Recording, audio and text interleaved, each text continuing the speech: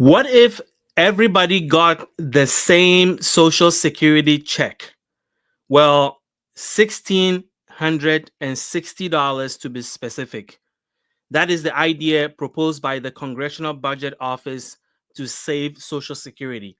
And here's how it's going to work. Individuals receiving Social Security will get $1,660 a month, while couples who are both on Social Security will get $2,250. This idea is called the flat benefit or the universal basic benefit. And the question is this fair? Who are the winners and losers if everybody got the same Social Security check? Would it really save Social Security?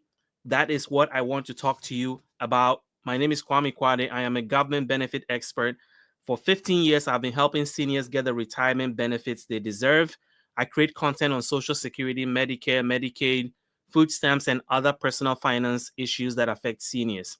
If you're new here, welcome. I'm glad you're here. Do me a favor, go into the comment section and let me know your city and your state. And if you've been watching this channel for a while, welcome back. Let's dive into this breaking news about Social Security and how to save it. There's been two proposals this week, and this particular one, I had to dig a little bit just to get some background on where this was coming from. So it turns out that this idea was originally floated earlier this year, and it's the Congressional Budget Office's way to improve Social Security. And so it was analyzed by the Committee for Responsible Budget. And it looked at, okay, what are the ideas in this particular paper that is really interesting? And what jumped out at them was this idea of a flat Social Security amount. So the way it's going to work is that, they are going to give each person receiving Social Security benefit $1,660, regardless of how much you're receiving right now. Everybody will receive $1,660 as a flat benefit. Your question is, how do they determine this amount? Well, it is determined as the 125% of the federal poverty level. So that is the idea that the Congressional Budget Office is proposing. And so each year, once the federal government releases the federal poverty level numbers, you would then know that your Social Security benefit is 125% of the federal poverty level for an individual. If you're a married couple, this proposal is saying that you're going to get $2,250 as a couple. So you're not getting double, 1,660 for an individual, 2,250 for a couple. And the idea is to save Social Security by balancing it out so that people who are low income get more benefit and people who are higher income get less benefit than they usually get, because the thinking is that if you're already wealthy, maybe you don't need as much Social Security, and the people who are not that well off and are struggling to get benefits, they get more. This is called the flat Social Security benefit. And so here is the the Committee for Responsible Federal Budget analyzing what these proposals are. And this is not the only option they gave, but this is the one that I'm talking about right now. It says adopt a flat benefit for new beneficiaries. And here is what it says. And let me bring it to you. So the flat benefit idea, if you see right here, is that if they adopt it by 125% of the federal poverty level, it's going to cost $820 billion. So here it's like the savings is going to save $856 billion. And percentage of 75-year solvency, it's going to solve the problem. So this is why this idea has come on top of every idea that has been proposed. So let me explain what's happening right now. If Social Security decided to give everybody 125% of the federal poverty level, which is $1,660 in 2026, it means that they would have solved Social Security's problem for 75 years and beyond, because the criteria that they are using at the top here is what is important. So 2026 to 2035, how much are they going to save? They're going to save $820 billion. And then enable to close the gap for 75 years or keep Social Security running for more than 75 years. This is the only idea that solves it 150%. It means that implementing this alone is going to keep Social Security afloat for more than 75 years. So you're probably thinking, this is not fair. Or you're probably thinking, well, what is going to happen to low income recipients? If I'm currently getting a lower amount, am I going to be bumped to the higher amount? Well, I'm going to talk about all that, and I'm going to explain why this idea is the best idea I have seen in terms of solving the two problems that they are trying to solve. Number one, save money with Social Security. Number two, extend the lifespan of Social Security for more than 75 years. So we're going to walk through each of the ideas and see how much it saves and see how much it extends the life of Social Security. And then you are going to see that the best idea so far is the flat benefit rate. And I know you guys have your opinion about that. So I want you to go into the comment section and let me know what you think about this flat Social Security rate that I think is the best based on the data, is the best way to fix Social Security. Another idea was proposed just a few days ago in the Senate, and it's an interesting idea because I think that this year there's been a lot of ideas that have been thrown out there, and this 1.5 trillion idea is also interesting to me. So I'm going to share my screen with you and then explain this new idea and then how it compares to what I just talked to you about. So here is an idea that was proposed just recently in the Senate a few days ago. And the date on that is August the 7th. Today is August the 8th. So as you can see, this thing came out August the 7th at 6 a.m.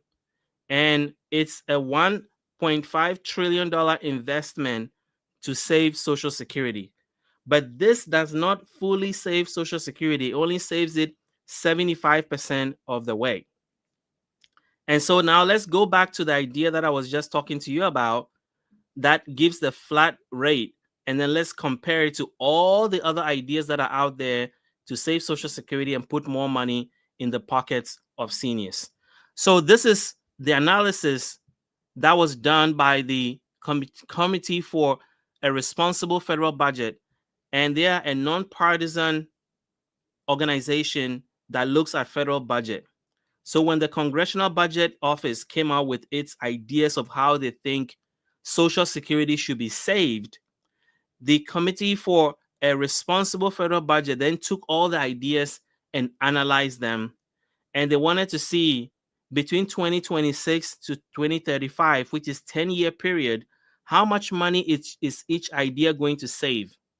And then number two, beyond how much money is going to be saved, how long is each idea going to extend the life of Social Security? Because the point is that in 2032, we've all heard this, Social Security Trust Fund is going to run out of money and benefits are going to be cut up to 25%. And nobody wants to see that. Nobody wants to see that happen in 2032. And so this proposal from the Congressional Budget Office attempts to give options available to Congress to take action to fix Social Security. And then now we have the math on whether one single idea is going to do it or whether multiple ideas are needed to do it. And I'm here to tell you that the flat benefit, the universal basic Social Security benefit, is the idea that can solve the problem by itself. So let me explain that to you. And I am going to minimize myself so that I can share a bigger part of my screen, and then we can all take a look at this. So it is essentially saying that the first idea is reduce benefit formula for high income earners. So this is the first idea. Okay, at the top, at the very top, is give people who make more money less benefit. So basically, reduce the top half from 32% and 15% to 10% and 5%. Well, that idea is a good idea, but it only saves $280 billion and it only closes the gap by 40%. So it doesn't extend the life of Social Security by much.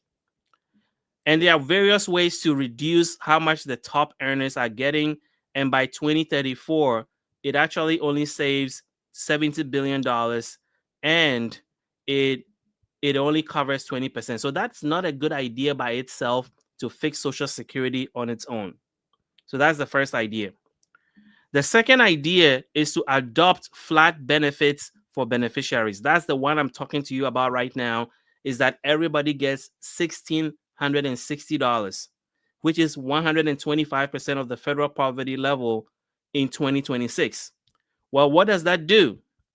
Well, if you do that and you put it at 125% of the federal poverty level, Social Security over 10 years will save $820 billion and it will solve the problem by 150%. It means that not only would it fix Social Security beyond 75 years, it would do it by 150. So if you divide 75 by 2, it means that it will save Social Security for over 100 years.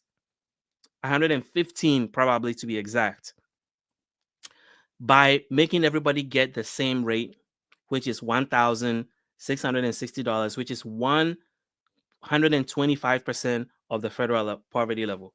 Now, if you're probably thinking, well, that's not a lot of money, because for a single individual, it's 1,660. For a couple, it's 2,250 a month for both couples. So you're probably thinking, okay, that's not a lot of money. Well, here's the next idea.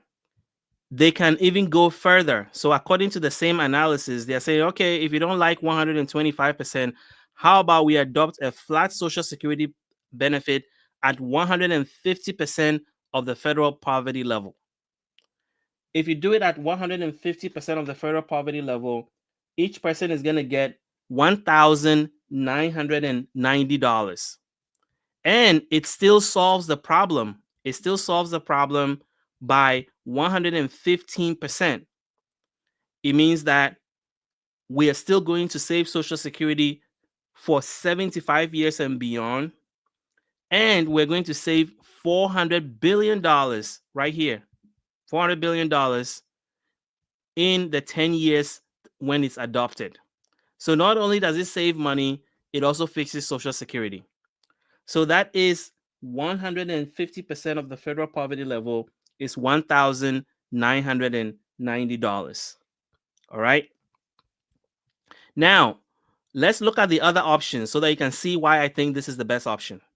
Use chain CPI to index Social Security. Well, chain CPI means that you're going to get less cost of living adjustment than you currently get, which I know a lot of seniors are not going to like.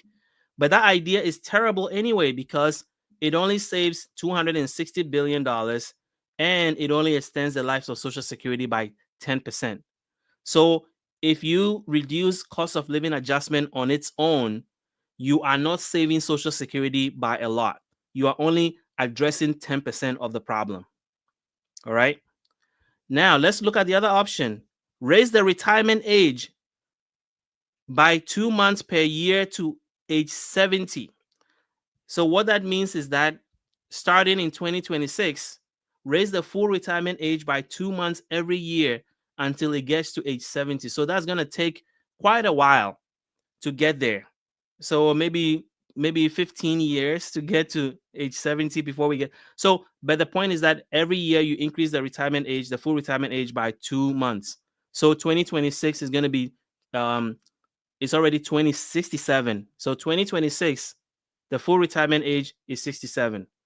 2027, the full retirement age will go to 67 and 4 months, or in 2 months. 2028, it will go to 67 and 4 months. 2029, it will go to 67 and 6 months. 2030, it will go to 67 and 8 months, and so forth. So every year, you increase the retirement age by 2 months until we hit age 70, because the new retirement age will be age 70. Well, so what does the data say about that idea? Is that a good idea? And how long does it extend the life of Social Security? Well, let's find out. If you extend it to age 70, it saves $150 billion.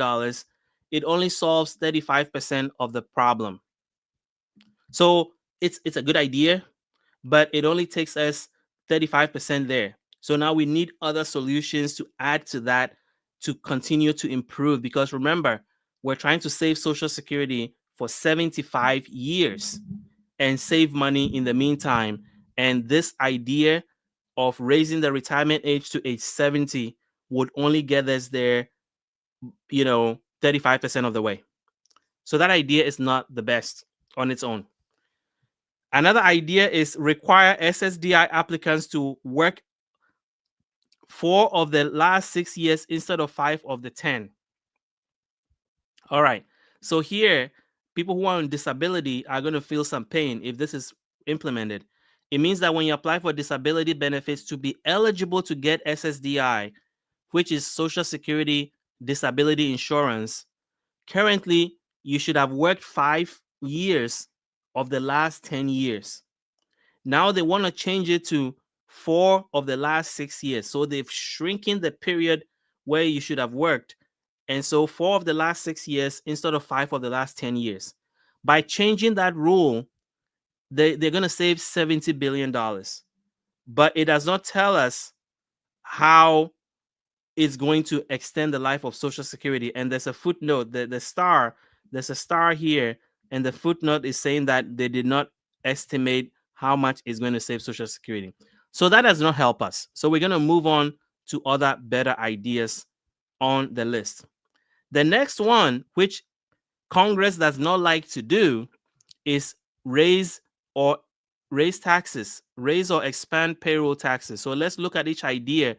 Oh, I didn't mean to do that. Let me see if you guys can still see it. All right, good. So let's raise taxes. People who make $250,000 or more, if they pay taxes on their Social Security, which is an idea that is already there. I think I've talked about this before. So let me bring up when I discussed this idea, because it's part of the Social Security Expansion Act. I've talked about that many times. By what that's going to do is that currently, if you make up to $176,000, you pay Social Security taxes on your wages, 6.2% up to $176,100. This proposal is to then create another level that is $250,000. So the $250,000 and above, if you make $250,000 and above, you're going to pay Social Security taxes on everything above that. Currently, if you make more than $176,100, you don't pay Social Security taxes on anything above.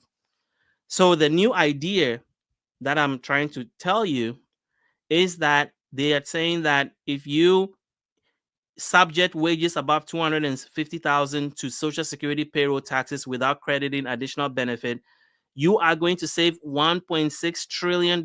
It saves the most money, but it only gets us there 70% of the way, which is not bad. So if you're trying to rank ideas of how to save Social Security, the best one so far is giving everybody a flat rate, whether it's 125% of the federal poverty level, or whether it's 150% of the federal poverty level, where you're getting $1,990, or you raise the threshold for Social Security taxable income to $250,000 and above.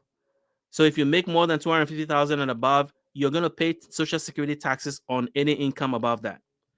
That, according to this estimate, will save $1.6 trillion over 10 years and save Social Security 70% of the way. So it will save Social Security for about maybe 50 years. Now, if you want to know why that is significant, let me tell you why that is significant. Currently, the reason why Social Security is in trouble is because the Social Security Rainy Day Fund, which is called the Social Security Trust Fund, is running out of money because we're paying more benefits than are getting money from payroll taxes. And so each year there's a deficit, there's a gap, there's a budget deficit in Social Security, and it's costing $200 billion a year. Currently, the Social Security Rainy Day Fund has $1.8 trillion in it.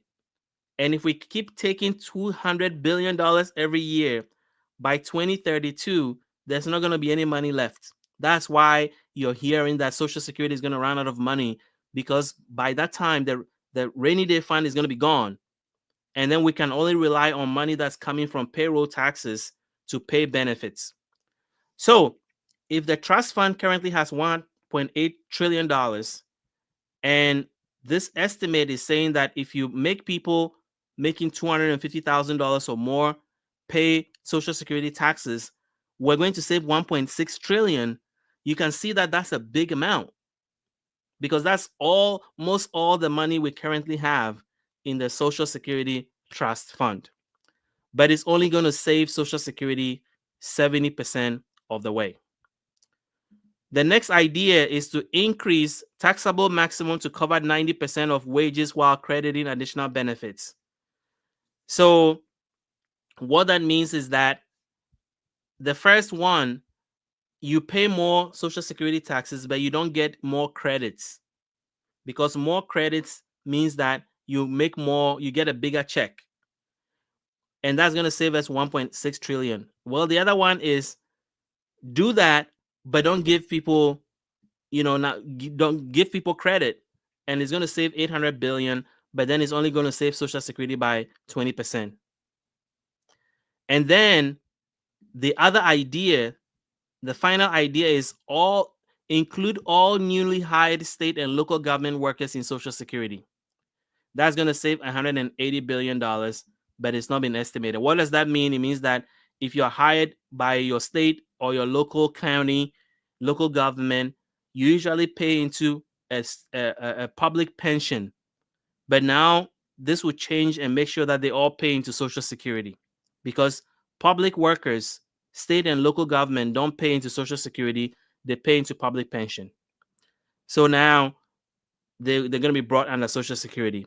That will save $180 billion, but it doesn't tell you how long it's going to save Social Security. So essentially, the biggest plans of all the options that I've discussed to save Social Security is the flat Social Security benefit. Either you do the 125 or the 150, that solves the problem on its own. You don't need anything else. It would do the job by itself. If you give everybody the same Social Security amount, regardless of how much they paid into the system, we solve the problem for over 100 years. Now, if that option is not good enough, then the next best option is to subject wages above $250,000 to Social Security payroll taxes without crediting additional benefits. That is the next best idea to save Social Security, because that takes us 70% of the way, and something else will have to be done. So, what is my point with all of this? My point is that there are a lot of ideas to try to save Social Security. One of them was released just a few days ago in the Senate that was going to create, a big trust fund of $1.5 trillion that will be invested in the stock market. And then the federal government will put in $300 billion every single year for the next 5 years. This was just proposed a few days ago, actually yesterday. This idea was proposed yesterday. It will put $1.5 trillion investment in the stock market and try to save Social Security that way. The problem is that it needs the government to put in $300 billion every year for the next 5 years. if you've been paying attention to Washington, you know politicians have a hard time doing something like this. So it's a great idea, but it does not really, money has to come from somewhere to make it happen. Unlike the other ideas that can stand on their own, where you're just making changes, this one needs the government to put money into a piggy bank and invest it in the stock market for 70 years in order to save Social Security that way. And so the point I'm trying to make is that, in my opinion, based on everything I know, and guys, I've been doing this for 15 years. I've been helping seniors get retirement benefits they deserve for 15 years. I've been creating content on Social Security, Medicare, Medicaid, food stamps, websites, videos, everything, you name it. We have 100,000 followers on TikTok, another 50,000 combined on Facebook. We've been doing this for a long time. I have seen every proposal out there from politicians trying to save Social Security. This flat benefit may not be everybody's cup of tea, because some people may say that, hey, how fair is that? If I paid into Social Security and I'm supposed to get more than $1,990, why should my benefit be reduced? But then people who are getting the lower benefit can also say, hey, that makes my life easier. If I'm getting $1,000 a month and I'm going to get $1,900, that puts me way up out of poverty and makes my life better. So there's both arguments. There's going to be winners and then there's going to be losers when you implement something like this. But the point is that when it gets to 2032 and Congress does not do anything, then everybody's going to lose, because 25% of Social Security benefits are going to be cut across the board for existing beneficiaries and for new beneficiaries. So the idea is, do something that may not please everybody right now, but save the system for over 100 years, or keep kicking the can forward and pretending that it's not happening. And then we get to 2032, and then everybody's benefit will have to be cut, existing and new beneficiaries. So I am going to list all the options available, and you tell me which one you would pick to save Social Security. Number one option is to reduce benefits for high income earners. So that's the first option. Change the Social Security formula so that people who make more money get less benefit. So that's the first option. Option number two is to adopt the flat rate, either at 125% of the federal poverty level, which means that everybody is going to get $1,660, or at 150% of the federal poverty level, where everybody gets $1,990 across the board. So that's option number two. That saves Social Security for over 100 years. Option number three is to cut how much cost of living adjustment you get on an annual basis. Because remember, Social Security COLA still comes from the Social Security pot. And so when you limit how much cost of living adjustment or Social Security raises you get, then you are saving money in the Social Security Trust Fund. So that's another idea. The next idea is to raise the retirement age by 2 months every year from 2026 until it hits age 70. So that is going to be a couple of years to get there, maybe a decade or two, but it raises the retirement age slowly to age 70, and that saves a lot of money. So that's another idea.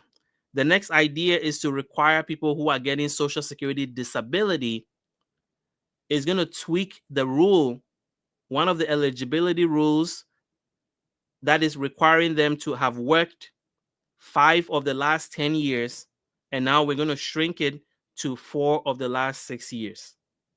That is another option. And then the next option is to subject people who are making $250,000 or more to Social Security taxes. That's the next option. And then finally, make state and local government employees pay into Social Security. That is the, and then finally, the idea that I just told you that came out yesterday, create a $1.5 trillion fund where the federal government puts in $300 billion a year over the next 5 years, and then it's invested over 70 years in the stock market. And then that is used, the profit is used to fund the deficit that Social Security is currently facing. So those are the options.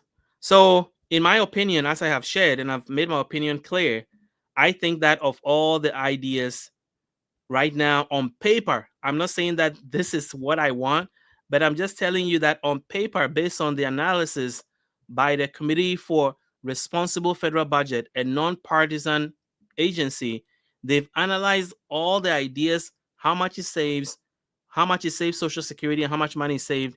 And based on paper, the flat Social Security benefit is the best. You let me know what you think, as I know you have your own thoughts about this. So that's what the really big idea I want to share with you. I want to go into the comments, and I'm dying to see what people have been talking about. So let's see. Congress should have to pay back what they took out of Social Security. So this is from Jerry. Um, so that is, I've heard a lot of that. And Jerry, you're right. Congress has borrowed money from Social Security, and they've issued IOUs to Social Security, and that IOU is public information. So that money is being paid back.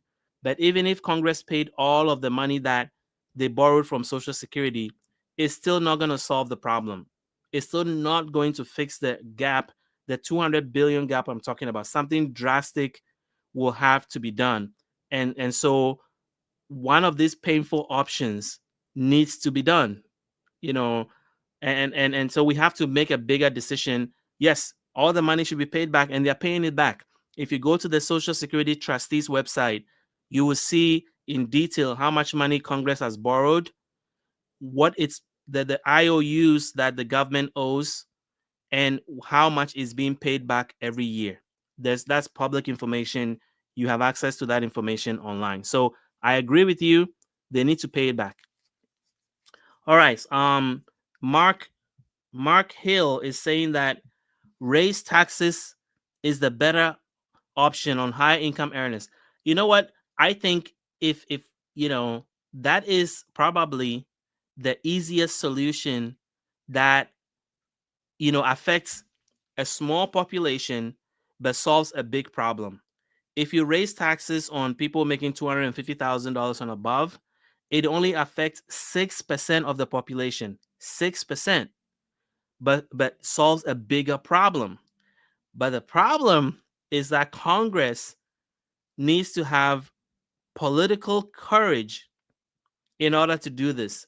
And if you've been paying attention, like what happened recently with the big beautiful bill, they are borrowing trillions of dollars in order to give tax breaks to the same people we're saying that should be made to pay more. And so, like, it's a bridge too far. It's like they are here, and you are here. They are not saying that the high income earners should just pay what they are paying now. They are saying we want them to pay less, so we're going to go borrow money so that they can pay less. So the idea that they should pay more is so far removed from the way Congress is thinking, that even though I think it's a reasonable idea and affects a small population but solves a bigger problem, I struggle to see Congress bringing itself to raise taxes on high income earners to save Social Security. And Joyce Lane is saying the same thing. Let them pay back the money, and then we can go from there. So, so here's the thing. So I agree. I don't think there's more I can add to that. I agree, but you are not. The money is not there. Like they've already spent it. and they will have to. They've already spent the money, and by law, if they borrow from Social Security, they have to issue you an IOU. So they issue some special government bonds that Social Security money is invested in with interest. And then each year, so that money is there earning interest, but is borrowed. So I agree with you. I don't disagree. Um, what is saying? The insanely rich in our country need to pay more, not less. Good grief, everything is upside down.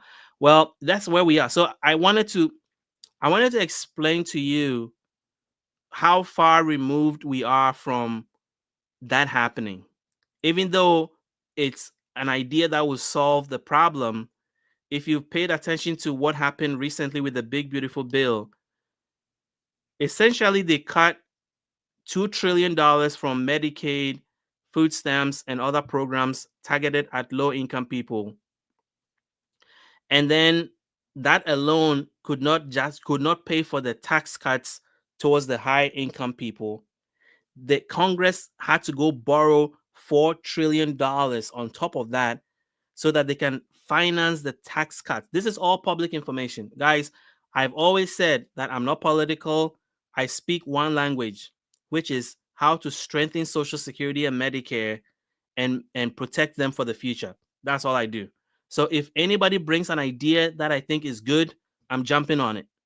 So what I'm saying is that yes, they can solve this problem by raising taxes on high income earners, but they're not going to do it because these are the same guys that are willing to go borrow money and add to the debt in order to finance tax cuts for those people.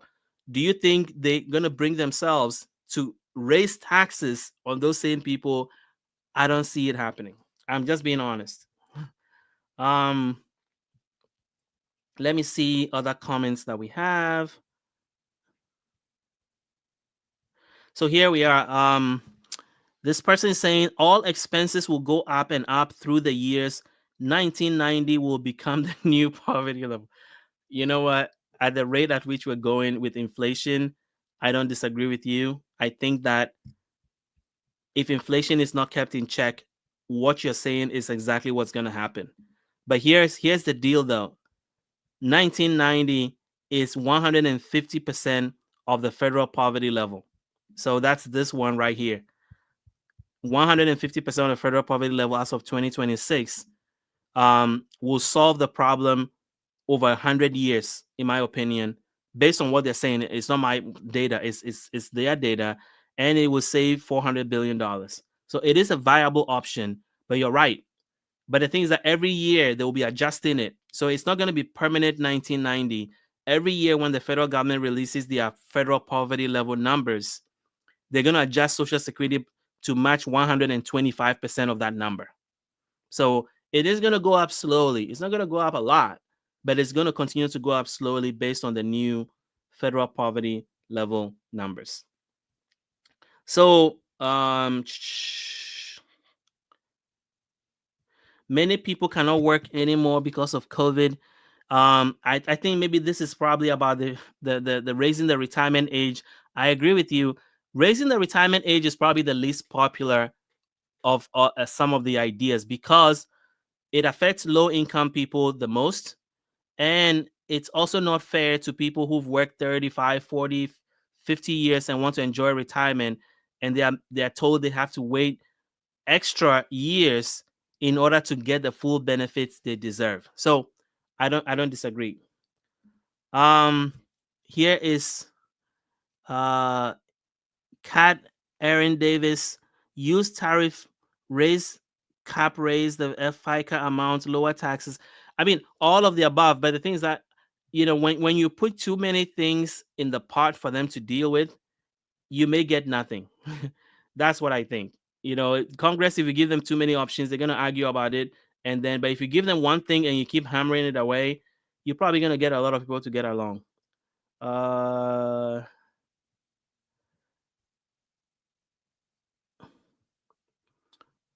let's see what else. So yeah, so those are the ideas that I have. Let me know your thoughts in the comment section. I think that we are closer to viable ideas that can save Social Security. We have the numbers. We have the numbers to prove it.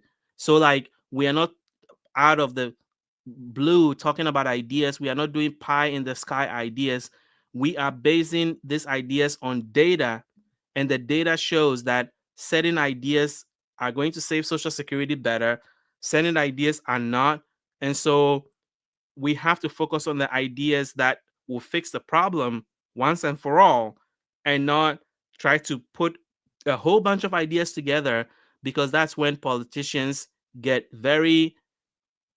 weak, and then they kind of like give up, because then you have all the lobbyists coming in and chipping away at every corner and trying to chip away at each solution. When you have one big idea and we're all pushing that big idea, it's easier for everybody to get around. So it's either raising taxes on high income earners, giving everybody a flat Social Security rate, or some other ideas that I've talked about.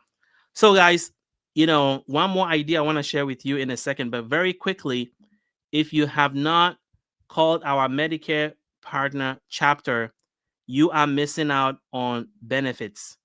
I have always said that you will get more Medicare benefits in your lifetime than you will get Social Security. Why? Because medical expenses are expensive. Medicare pays more towards your health than you will get in a Social Security check. So our partner chapter Medicare have helped over 2,000 of our viewers get into a better plan. You can be the next person. So call them on the number you see on the screen. They will check your current plan and let you know whether you are in a better plan. And if you are, then great. Then you're confident that you have the right plan. If you're not, they will give you free, unbiased options. Then you can make a better decision and get into a better plan. There is nothing worse than needing medical care and realizing that the doctor network you need, the drugs network you need to be on, the doctors that you need, the hospitals that need to be on network have been dropped from your plan. And that happens very often. So the least you can do for yourself is call chapter and let them check your plan to make sure that you are in the right plan. That is the least you can do. It is a free advice. They are not pushing any plan specifically to you. They want to make sure that you are in the right plan. And if you're not, they're going to put you in the better plan. So I'll put their link in the description to this video and in the comments section. And then finally, the thing I've been announcing all week, we launched a membership community, guys. A lot of you have been asking for this. We have launched a membership community for seniors age 55 plus. It is a place for us to continue this conversation that we're having right now. And there are so many topics that I'm covering there right now. I went live today at 3 o'clock Eastern, answering questions for the community members. And already we have over 75 people that have joined the group already. So I'm very, very excited. And I can share with you, give you like a sneak peek of how it looks like inside this community so that you can see what we've been up to. So if you sign up, you are going to see this. So this is the school community and what it looks like. It's a very, very user-friendly community. So you don't need a lot of technical knowledge to be able to do this. Just a website, you sign up, and there's a community tab. In the community tab, there is so much going on. You can see we give you a place to introduce yourself. There is a community chat. There is a place to do question and answers. And then we post exclusive content in here. You can post your travel and adventure pictures. We share content on Social Security, on Medicare, on personal finance. We share content on health and wellness. And then we have a place for you to celebrate your wins. So if things that are happening in your retirement life you want to share, this is a place, a community of other seniors that can celebrate with you. That is the community space. You can see we just launched a poll a few days ago and people are commenting on it. It is an amazing space that you want to be a part of. And then beyond that, here is other things that are going on there, and I'll share with you in a second once I remove this from my screen. So I share with you the community space, right? The next thing is the classroom. That is where a lot of the magic happens. So let's take a look at the classroom. So under the classroom tab, we are posting all our paid guides. So if you go to our YouTube store, you will see that we have paid guides that are like $11, $6, $2, $5, whatever. These are resource guides that we create. They are the best you can ever find anywhere. And now we put them here, all of them here for free. So if you're part of this community, you get all our resource guides for free. How to maximize your Social Security, senior banking resource guide, a complete guide to the big beautiful bill, EBT discounts, senior discounts, and many, many more. That is all in the classroom, and you get it for free. And on top of that, there is more. So in addition to that, we have in there, I'm doing lives. I told you I went live today. So we have a calendar that shows you all the activities that we're doing live.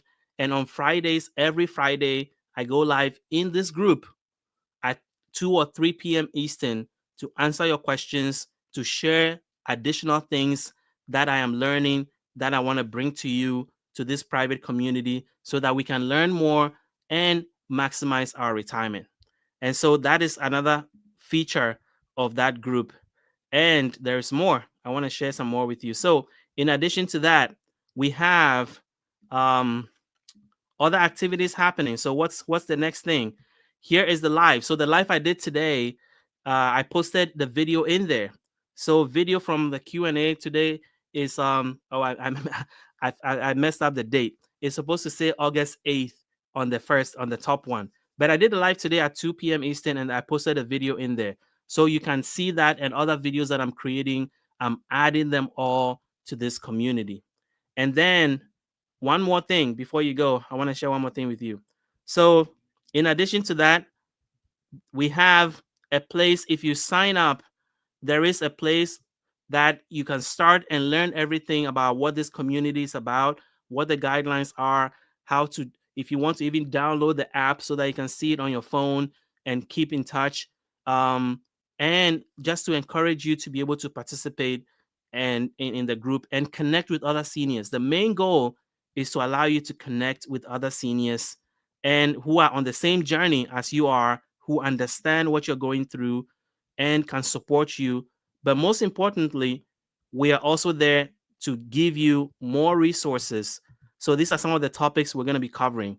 How to maximize your retirement income, retirement living, money saving ideas, best part-time jobs and opportunities for seniors, protecting against scams, navigating senior living, and on and on and on. So I'm saying all this to say that if you sign up today, your rate will never go up. You get the founding rate. So we're saying that about the first 100 people are going to get the founder rate, and it will never go up. It will be a lifetime rate, and you can be part of this amazing community we're building.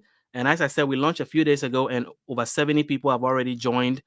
And so we want to get as many of you as part of this amazing community we're building. So the website is school.com/benefits insider. I am going to put the link in the description to this video and in the comments. I'm going to pin it to the comments.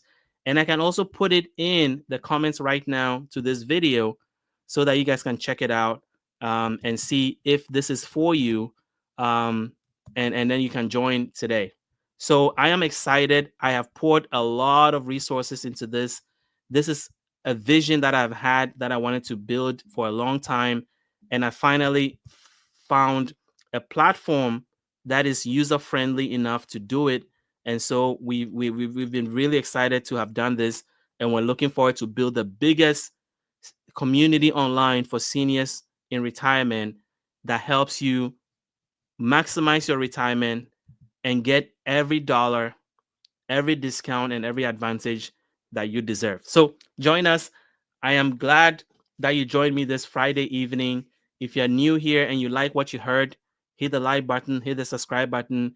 If you've been watching my channel for a long time, thank you for continuing to support us. And I will see you tomorrow evening on another live. Have a great Friday evening.